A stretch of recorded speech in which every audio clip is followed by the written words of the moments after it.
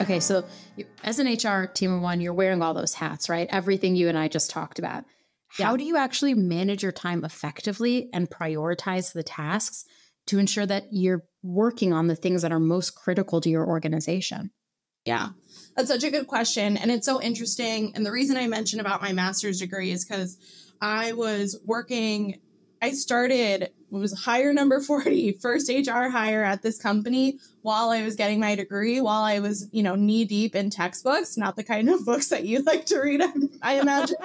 No. But I was knee deep in those textbooks. And so I had an idea of what good looked like or what the textbook version looked like.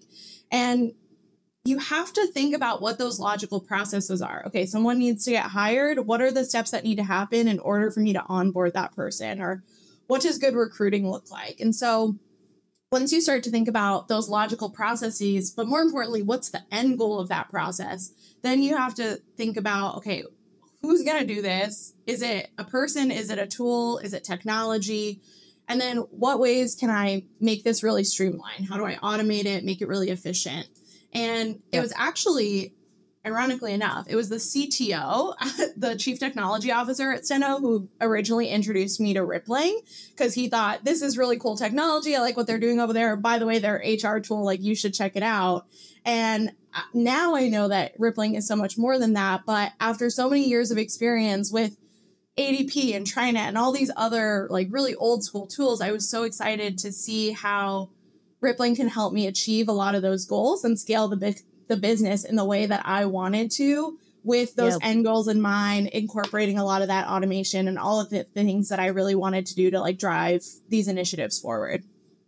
So what I'm hearing is tech could be the solve to being more efficient at our jobs. Tech. I know that's what you preach, and I fully believe it. I mean, my first job out of college, I worked for Apple. So, as a girl who loves her phone. Yeah. You're like, I get it. A little fangirl moment. Yeah, exactly. Yeah. Now I feel that because there are so many things when you're just a team of one or you have very little resources, if you have to spend your time manually doing anything, I almost feel like that goes in the bucket for me of like waste of time.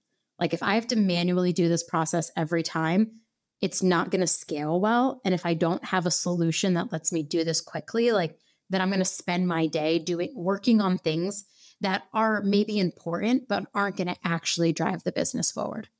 We were hiring about 10 people a month, and I got up to 80 people before I hired a generalist to come work on my team. And the good news was I hired like one of my best friends in the world to come work with me. But yeah, it was a lot of work, and I don't think I could have been successful. And I actually attribute a lot of my success to what I was able to do with technology, with the help of a tool that turned me into an octopus, for lack of a better phrase.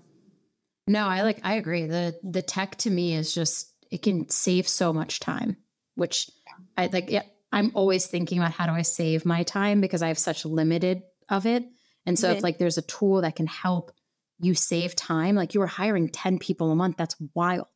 That's like 10 people to onboard, offer letters, schedule the interviews.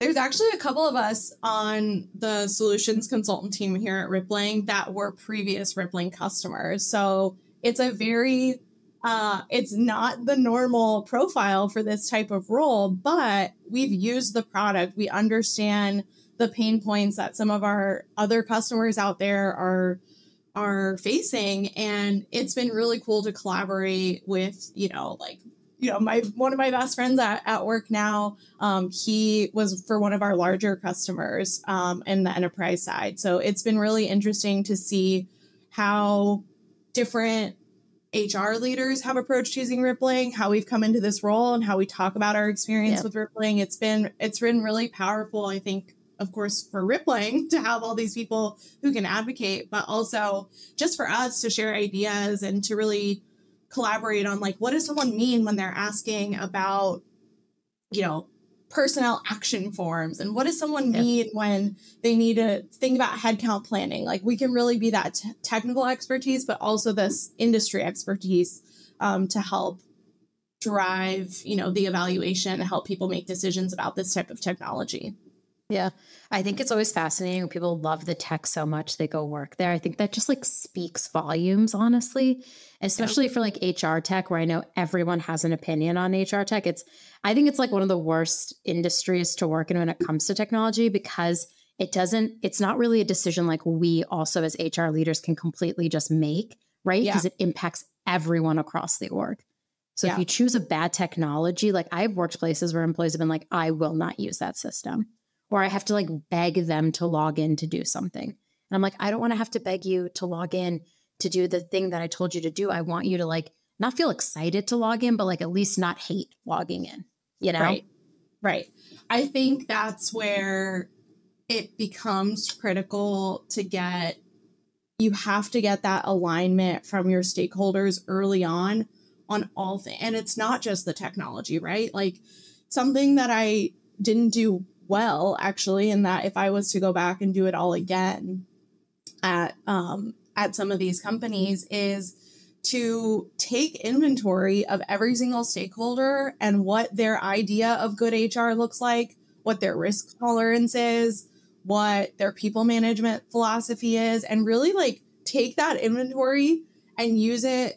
So when I'm building these strategic things based on what I think looks good and what I think the company needs, it's so aligned with what the business wants and what these stakeholders want. I feel like there were so many times where I misfired and I was like, this is the thing. This is by the textbook. I'm basically using the paper I wrote for my class last semester and I'm presenting it to my leadership, and it would totally backfire because it was not aligned with their vision of what this would look like. And so if I was, like I said, if I was to do it again, I would get that spectrum out, I would take inventory, and I would do that on a regular cadence. I would do that like quarterly and say like, this is what we have, on our goals list for the next quarter. This is what you've told me so far. Like, I just want to make sure I'm aligned before I try and drive some of these initiatives forward. And it's initiatives anywhere from performance management process to onboarding process to the technology. What technology are we using? Is this going to solve a pain point for everyone, or is this just something that I'm going to benefit from?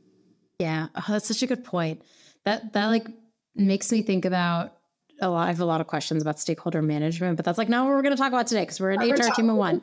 Part two, we can get to, stakeholder management. I could solely rant about that. Like you could be like, Hebba, hit record, and like 3 hours later, I would be done ranting about stakeholder management. 3 hours, maybe actually 5 hours.